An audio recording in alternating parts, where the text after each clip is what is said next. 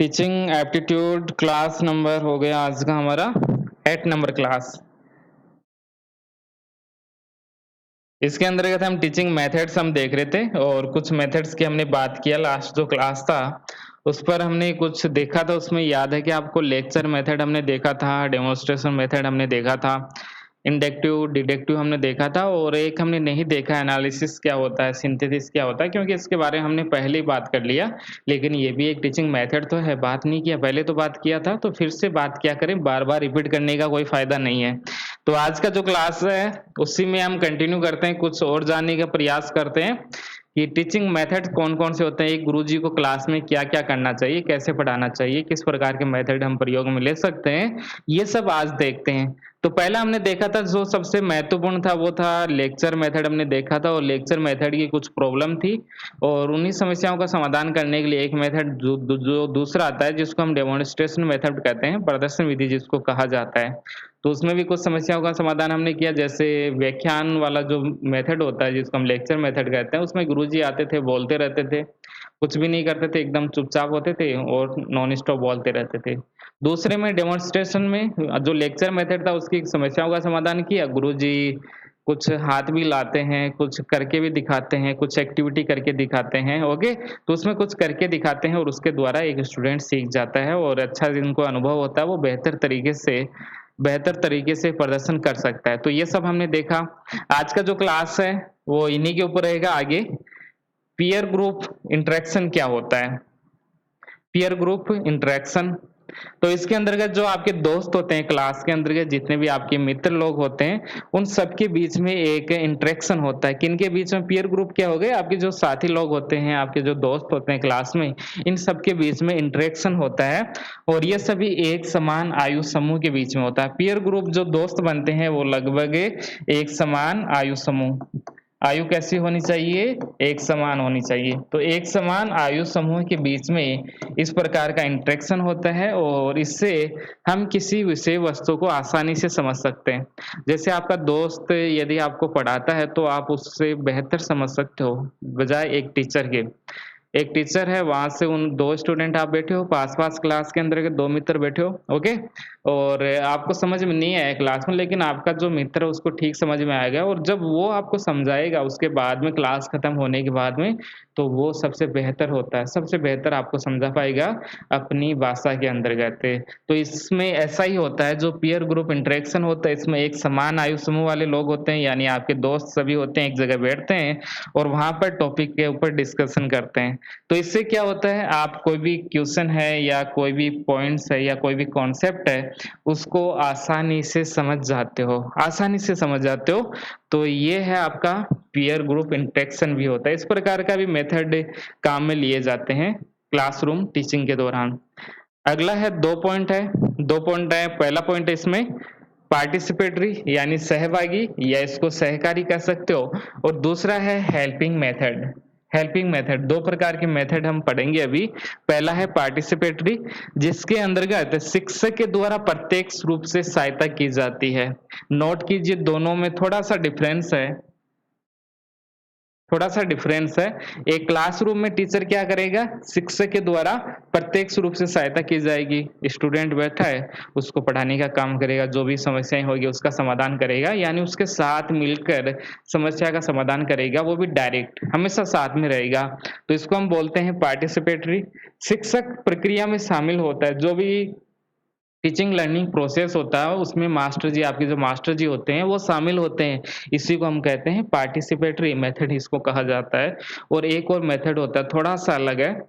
इसमें शिक्षक प्रत्यक्ष रूप से शामिल नहीं होता है, डायरेक्टली शामिल नहीं होता है, इनडायरेक्ट शामिल होता है टीचर। जैसे कई सारे मोटिवेशनल जो स्पीकर होते हैं वो आपसे डायरेक्ट कॉन्टैक्ट में नहीं रहते और इसके अलावा यदि आप पीएचडी करते हो या हाई लेवल रिसर्च आप करते हो तो उसके अंतर्गत आपके जो मास्टर जी है वो हर समय आपके साथ में नहीं रहते हैं। वो केवल कुछ समय आपको गाइड कर सकते हैं कि बच्चे ऐसे पढ़ना चाहिए, ऐसा पढ़िए, आपका जो रिसर्च है इस प्रकार से आप कीजिए, ये इस प्रकार से काम कीजिए, केवल आपको गाइड करने का काम करते हैं। तो इस प्रकार से यदि किसी गुरुजी के द्वारा किया जाता है, तो उसको हम कहते हैं हेल्पिंग मेथड जिसको कहा जाता है।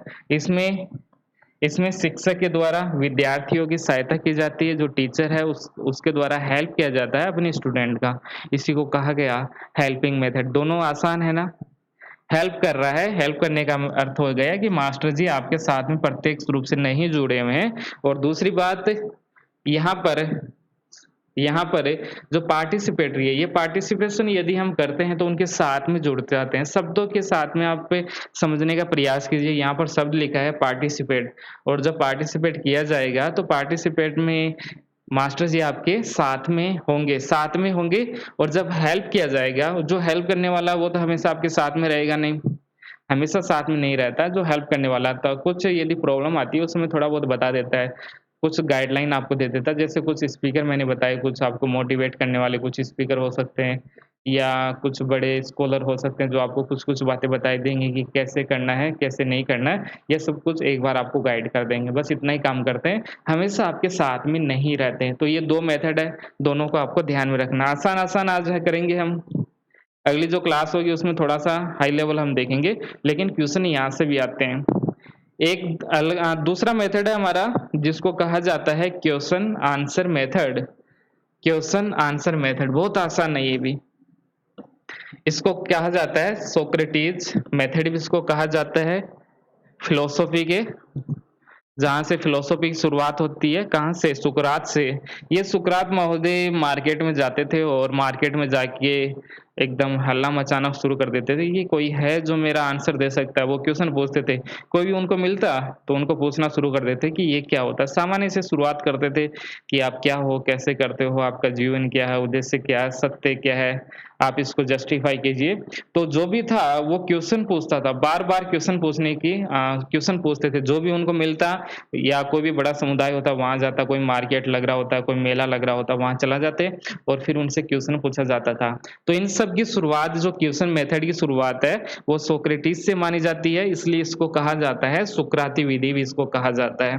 ये मनोवैज्ञानिक सिद्धांतों पर आधारित है और प्रश्नोत्तर विधि के समय छात्र सक्रिय रहते हैं। क्लास की हम बात करें, सुकरात की बात छोड़ दीजिए, सुकरात ने इसको शुरू किया था। क्लास में क्या होगा कि मास्टर जी आपके सामने आएंगे और मास्टर जी क्या करेंगे? मास्टर जी आएंगे क्लासरूम में और आपसे क्वेश्चन पूछना शुरू कर देंगे कि बताइए आपकी क्या प्रॉब्लम है, आप किस प्रकार से पढ़ रहे हो, इस प्रकार का इसका आंसर दीजिए, इसका आंसर दीजिए। और जो स्टूडेंट को प्रॉब्लम पता चल जाती है, मास्टर जी जब बार-बार क्वेश्चन पूछते हैं तो स्टूडेंट की जो प्रॉब्लम होती है वो गुरुजी को पता चल जाती है। तो इसके अंतर्गत क्या होगा? सबसे पहले इसमें छात्रों के ज्ञान का मूल्यांकन करने में इसका उपयोग किया जाता है।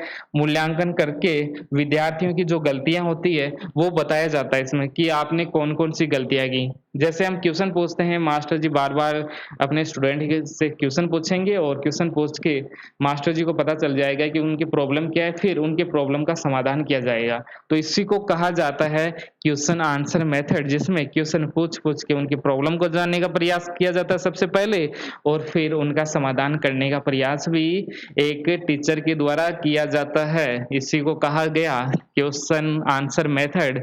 प्रारंभ किया गया था इसको सोक्रेटिस के द्वारा। और दूसरा है रिव्यू स्ट्रेटेजी, इसी से जुड़ा हुआ है। इसी से नहीं, जितने भी टीचिंग मेथड होते हैं उन सबके साथ में ये जुड़ा हुआ है। मान लेते हैं इसको एग्जांपल के माध्यम से समझिए कि लेक्चर मेथड हो गया या कोई भी ले लीजिए। यही मान लीजिए क्वेश्चन आंसर वाला मेथड देख लीजिए आप। जैसे मास्टर जी आया और उन्होंने प्रॉब्लम को पहचान लिया कि कौन-कौन सी प्रॉब्लम है, फिर उनका इवैल्यूएशन किया, उनका समाधान किया।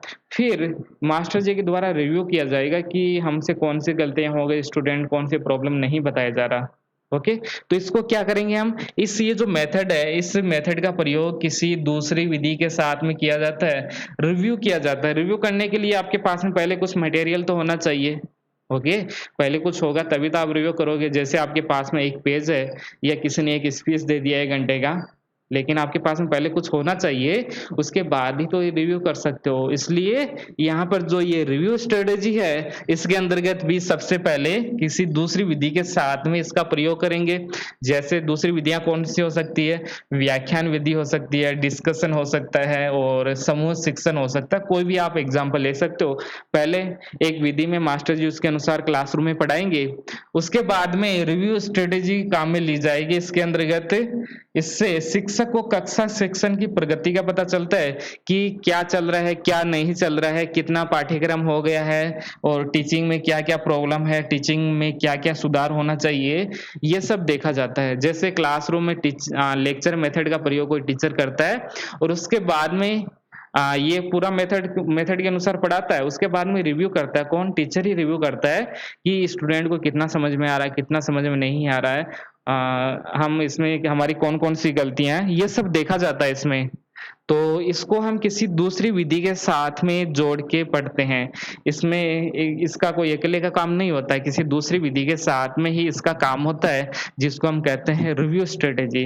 रिव्यू होता है इसमें। फिर से देख लीजिए, इस विधि का प्रयोग किसी दूसरी विधि के साथ में किया जाता है। सबसे पहले जैसे कोई भी विधि हमारे पास में व्याख्यान हो सकती है, चर्चा विधि हो सकती है, समूह शिक्षण हो सकता है, उसका प्रयोग क्लासरूम में किया जाएगा। उसके बाद में रिव्यू स्ट्रैटेजी यहाँ पर काम में ली जाएगी और इसी रिव्यू स्ट्रेटेजी के द्वारा जो समीक्षा नीति है, समीक्षा रणनीति है, उसके द्वारा शिक्षक को कक्षा शिक्षण की प्रगति का पता चलता है कि क्या वाकई में क्या चल रहा है, वास्तव में क्या चल रहा है, क्या हो चुका है, कितना पाठ्यक्रम शेष है यानी सिलेबस कितना बचा है, कौन-कौन सी गलतियां हमारी टीचिंग में हो रही है, कम्युनिकेशन हम ठीक से कर पा रहे हैं, नहीं पा रहे हैं, जितनी भी प्रॉब्लम होती है उन सब का पता चलता है इसी रिव्यू स्ट्रेटेजी के द्वारा।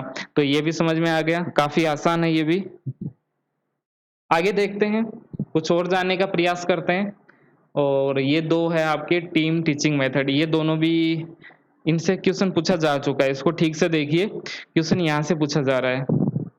2 है आपके पास में, एक है टीम टीचिंग मेथड और दूसरा है ग्रुप डिस्कशन। अंग्रेजी भाषा में ही आपको ध्यान में रखना है ये, हिंदी वाले से ये नहीं हो पाएगा। दोनों आपको ध्यान में रखना है कि टीम टीचिंग क्या होता है, ग्रुप डिस्कशन क्या होता है।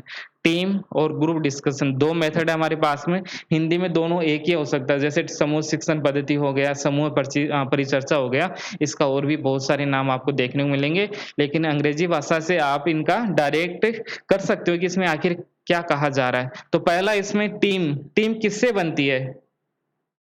टीम का जो निर्माण है वो किसके द्वारा होता है? तो टीम का निर्माण होता है 2 या 2 से अधिक टीचर के द्वारा समस्याओं का समाधान किया जाता है। एग्जाम्पल लीजिए आप, जैसे टीचिंग एप्टीट्यूड है, आपका ये सिलेबस है। टीचिंग एप्टीट्यूड एक बड़ी यूनिट है और इसको पढ़ाने के लिए कई सारे टीचर आए, जैसे एक मास्टर जी है वो टीचिंग एप्टीट्यूड पढ़ाए, एक क्लास है जिसमें हम रिसर्च की बात करें तो कोई रिसर्च को पढ़ाने वाला दूसरा आए, मैथमेटिक्स को पढ़ाने वाला तीसरा आए, फिर मैथ रीजनिंग हो गया, एनवायरनमेंट हो गए, एजुकेशन हो गया। इनको पढ़ाने के लिए यदि अलग-अलग टीचर आए तो उसी को हम बोलते हैं टीम टीचिंग। यानी एक जो सब्जेक्ट है उसको पढ़ाने के लिए यदि कई सारे टीचर आते हैं, 2 या 2 से अधिक टीचर यदि आते हैं तो ये मेथड सबसे अच्छा माना जाता है।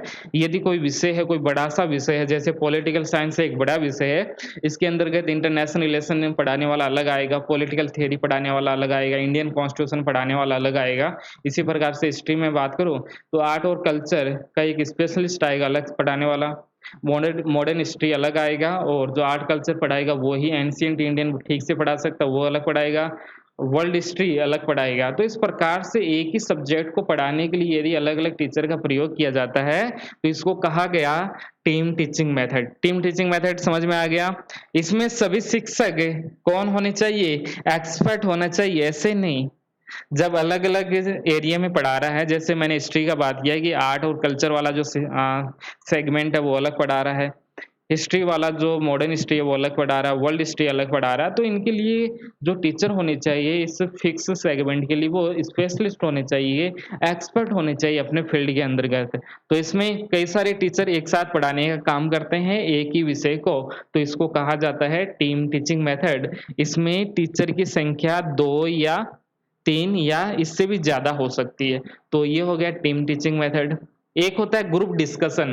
तो ग्रुप डिस्कशन किसमें होगा? डिस्कशन कोई मास्टर के बीच में थोड़ी होगा, गुरुजी थोड़ी डिस्कशन करेंगे, शब्द में लिखा हुआ डिस्कशन, तो डिस्कशन होगा स्टूडेंट के बीच में।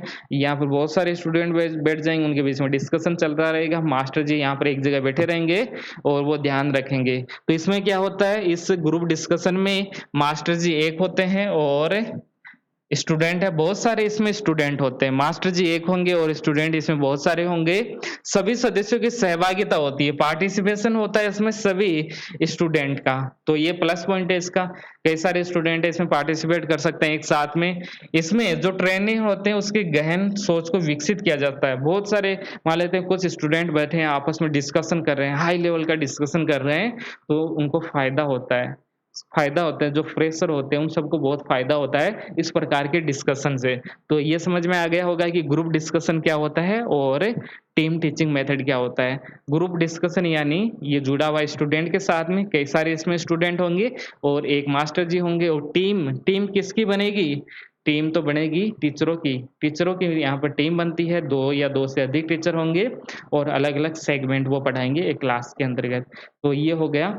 इसमें एक एक शब्द है, ये देख लीजिए, बज़ सेशन जिसको कहा जाता है। बज़ सेशन जिसको कहा जाता है, ये होता है इसमें 2-3 स्टूडेंट बैठ जाएँगे या 3-4 स्टूडेंट बैठ जाएँगे। जैसे टीचर होगा, टीचर 2-3 स्टूडेंट को बाहर निकालेगा और वो बोलेगा कि जो मैंने पढ़ाया है उसको एनालिसिस कीजिए और जो भी प्रॉब्लम है वो बताइए आप। इसके अलावा उनको भी कोई टॉपिक दे दिया जाता है, 2-4 स्टूडेंट एक जगह बैठ जाएँगे, उनको एक टॉपिक दे दिया और बोलेगा कि इस पर डिस्कशन कीजिए और जो डिस्कशन किया उसका फीडबैक आप क्लासरूम में दीजिए।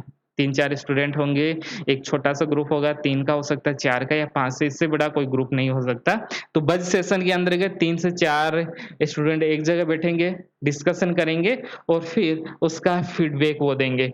तो फीडबैक भी प्रोवाइड करवाएँगे। इस प्रकार से ये डिस्कशन के अंतर्गत ही जुड़ा हुआ है। इसको हम कह सकते हैं ये थोड़ा स्मॉल होता है। स्मॉल यानी 3-4 इसमें ही बच्चे बैठते हैं, 3-4 बच्चे बैठते हैं, स्टूडेंट बैठते हैं और फिर डिस्कशन करते हैं और जो डिसीजन होता है, उनका जो फीडबैक होता है, वो क्लासरूम में आके बताते हैं कि ये हुआ, ऐसा-ऐसा हमने किया, ये इसका आउटकम हुआ, ओके? तो जो भी जानकारी होती है, वो बच्चे सभी को दे देते हैं। तो ये था आपका बज़ सेशन आपको पता होना चाहिए। आगे चलते हैं, एक और देख लेते हैं, आज का क्लास काफ़ी छोटा रहेगा हमारा।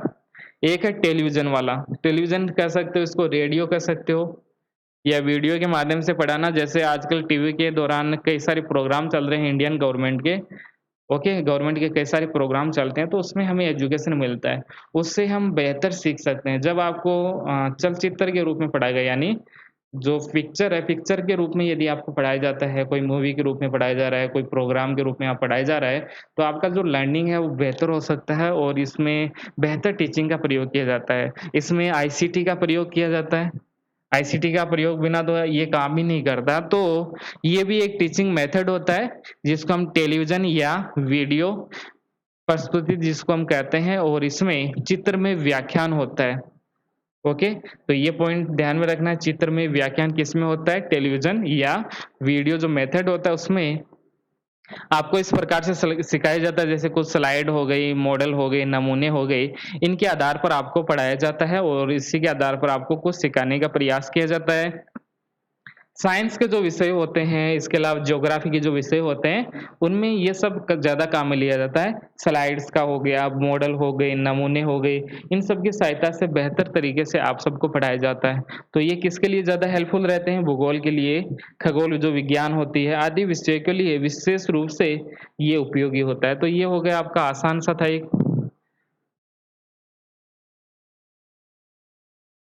ये आपका हो जाएगा, रेडियो हो जाएगा, वीडियो हो जाएगा और टीवी हो जाएगा। इस प्रकार का भी एक मेथड काम में लिया जाता है। तो समझ में आ गया होगा? तो आज इतना ही पढ़ेंगे आज। कल मेथड और पढ़ेंगे कुछ, और कल हम मेथड वाला भी कंप्लीट कर लेंगे। आपका जो टीचिंग एप्टीट्यूड का है वो लगभग 60% हो गया है, 40% और बचा है उसमें। तो पढ़ते रहिए आप, अच्छे से पढ़िए इनको। आज कम पढ़ाया? ऐसे ही कम पढ़ा दिया, छोटे क्लास सही रहता है। छोटी-छोटी क्लास हम लेंगे 20-20 मिनट का, 25-25 मिनट का, तो अच्छा रहता है। लेकिन डेली क्लास लेंगे तो आपके लिए ठीक रहेगा। बस इतना ही पढ़िए, एक साथ में सबको पढ़ने का प्रयास करोगे तो सब कुछ भूल जाओगे। एक बुक रखिए, सामान्य सी बुक रखिए, यहाँ इसको पढ़िए, उसके बुक में पढ़िए और कुछ नया लगे तो उसको नोट कर लीजिए। ज़्यादा मेहनत मत कीजिए, थोड़ा-सा स्मार्ट तरीके से कीजिए। पिछले साल जो भी क्वेश्चन आए हैं, उसको उठा लीजिए, मार्केट से उठा लीजिए, ऑनलाइन उठा लीजिए, कहीं उसका पीडीएफ मिलता है तो वो ले लीजिए और फिर उनको क्वेश्चन करने का प्रयास कीजिए। बस इतना ही काम करना है टीचिंग के अंतर्गत आपको, और जितना भी फर्स्ट पेपर होता है उसमें इतना ही काम करना है, ज़्यादा मेहनत नहीं करना है। कम मेहनत में अच्छा स्कोर करना है। सब्जेक्ट को टाइम यदि थोड़ा कम दे दोगे तो कोई प्रॉब्लम नहीं होगा। सब्जेक्ट जितना पढ़ते हो उसका 20% भी यदि आप फर्स्ट पेपर को देते हो, तो एक बेहतर 40 क्वेश्चन की बात करते हैं, वो हो सकता है, आराम से हो सकता है।